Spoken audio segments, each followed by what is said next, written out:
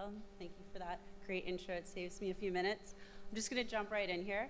One of the things that he didn't mention is that I'm a big competitive sailor on the side. And growing up, one of the things my dad always told me was in sailing, the winner is always the person who makes the fewest mistakes. I think this is especially relevant to startups. You are going to make mistakes. You need to minimize them. You don't have a lot of bandwidth and you can't get burnt out. So how do you do this? The best way that I've learned is by talking to other founders, learning about the obstacles they overcame. In this sense, I'm going to share my journey and sort of the bumps along the road so you can learn from that and hopefully minimize the mistakes you'll make and also be huge successes, because I think you all have that opportunity. There's a lot that goes into startups. It always annoys me when people reference that Field of Dreams quote, you know, if you build it, they will come. You'll probably hear that quite a bit. Yeah, maybe they'll come. But how do you know what to build? And how do you get money for rent and ramen while you're doing that? You have to come up with a product, find co-founders who believe in you. You know, get other people to believe in you, get traction, find investors. Oh, and then you have to keep growing at a ridiculously fast rate. Press helps with that. We'll talk about that at the end because we've actually been able to do a pretty good job of that. So quick company overview.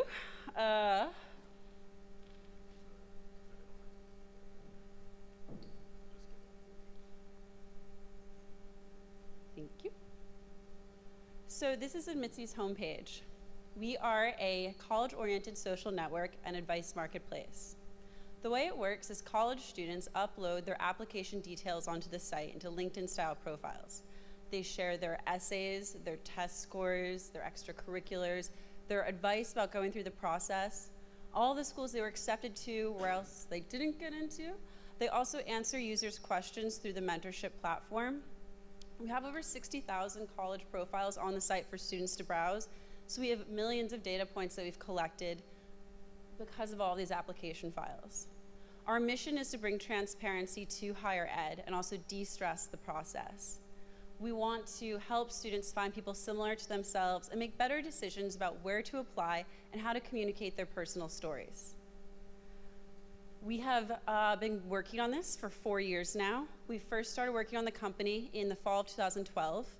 We moved out to San Francisco for an accelerator in the fall of 2014.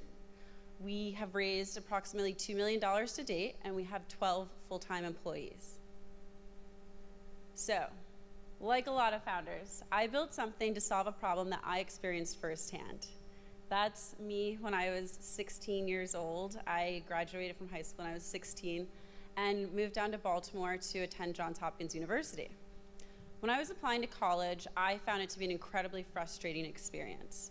You know, all I had to go with was, you know, a book about colleges, some very early online anonymous forums where people ranted and there were a lot of trolls knocking each other down. And I had one guidance counselor at my local public high school who spent most of our time talking about her love for Yukon Huskies. I grew up on the Connecticut-Rhode Island border, which is very, very small town, middle of nowhere. Anyway, applying to college was one of the most depressing, frustrating years in my life. And I've worked in corporate law, so that says a lot. When I got to Johns Hopkins, I started working as an SAT prep, tutor, and college consultant part-time, just as a way to make some extra money. You know, hey, it was good money on the side. This is 2003. It was very early, and people wanted to hire personal tutors.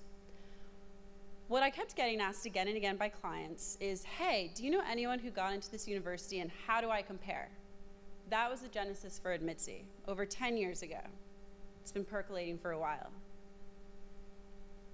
So what did I do after college? Did I go into startups? Nope. I decided I was gonna go and work in Hollywood. I worked at one of the big entertainment agencies, ICM, in the motion pictures department. This is a scene from Entourage, if any of you have seen it. There were a lot of Ari Golds. I was basically Lloyd, so just imagine you're just constantly getting yelled at. You can't do anything right. I did this for 4 years. But working in Hollywood was huge in terms of my professional development. There was a recent article by a Daily Beast exec saying that Hollywood was the most effective and efficient way to learn how to work under constant pressure. you are going to need to know how to work under constant pressure at a startup. For me, Hollywood was the way I learned. There are plenty of other ways. Working in another startup is one of them, but get ready for it. It's going to be a ride. So what did I do, while I was at the entertainment industry? I was optioning book rights to be developed in films. I was putting together movies, packaging them with them, learning how to negotiate, learning how to network. Okay, this was interesting. But around the same time, I started working on a few friends' ventures. This is kind of a cliche slide, but it's really important to show that, what your career path is and what you expect it to be are very different things. People kind of look in hindsight and they see, oh, this person had a very linear path to success. That's usually not the case. There are going to be a lot of twists and turns. While I was working at the entertainment industry, I was also helping friends with their startups. I was writing copy for them. I was building their social media campaigns. And I thought, hey, this is pretty cool. I want to do this. But how the heck do I get, in a startup? Maybe if Draper University had existed back then, I would have been here, but it didn't. So I thought, okay, well, I'll look into JD MBA programs. That way I can have, 3-4 years to make a career change and either go into startups or startup law. I started applying to the programs and again went through the same frustrations. The frustration of where to apply, the burnout from writing so many applications and essays, the fear of rejection, that was huge. I looked for something like Admitsee, but still nothing existed. I ended up going to the University of Pennsylvania in Philadelphia. There, I met my co-founder, Stephanie Hsu. That's us in those photos.